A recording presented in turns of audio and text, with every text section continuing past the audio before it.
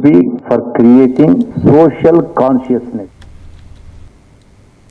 Congress party ఎన్ని కేసులు పెట్టినా ఎంత డబ్బు పంచినా గూండాయిజం చేసినా ఎదురెదుకుని గెలిచిన సర్పంచ్లు ఉప సర్పంచ్లు వార్డు మెంబర్లకు హృదయపూర్వక శుభాకాంక్షలు అని మాజీ మంత్రి ఎమ్మెల్యే హరీష్ రావు తెలిపారు. గ్రామ పంచాయతీ ఎన్నికల ఫలితాలు బీఆర్ఎస్ పార్టీ సత్తాను స్పష్టంగా చూపించాయన్నారు.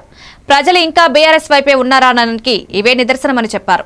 బీఆర్ఎస్ తరపున గెలిచిన సర్పంచ్లను కూడా కాంగ్రెస్ ఖాతాలో వేసుకోవడం హాస్యాస్పదమని విమర్శించారు.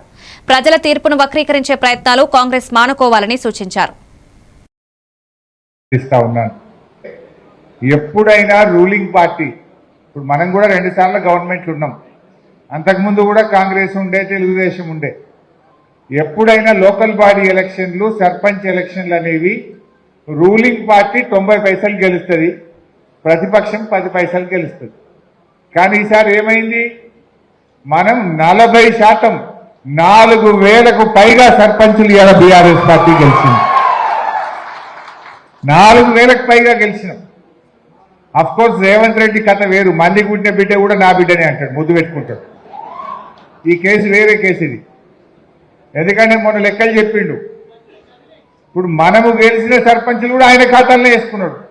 ఇప్పుడు సంగారెడ్డిలో మనం 34 గెలిచినాం, కానీ రేవంత్ రెడ్డి ఏమంటాడంటే సంగారెడ్డిలో మనం 25 గెలిచినాం, 29 గెలిచినాం అంటాడు. ఇల్లు కూడా అల్లే కలుపుకుంటాడు. అన్ని కాన్స్టిట్యూన్సీలు అట్లనే చేసిండు. సరే, రేవంత్ రెడ్డి సంగతి మనకు తెలియదు ఏం కాదు. అబద్ధాలు ఆడడంలో రాజకీయాల్లో భవిష్యత్ అన్న నోబెల్ ప్రైజ్ ఎవరికైనా ఇస్తే అది రేవంత్ రెడ్డికే వస్తుంది. నంబర్ 1 జూటా కోర్. ఒక్కటే సరిగా మాట్లాడతాడా? ఇప్పుడు సర్పంచ్ ఎన్నికల్లో నువ్వు గెలిచి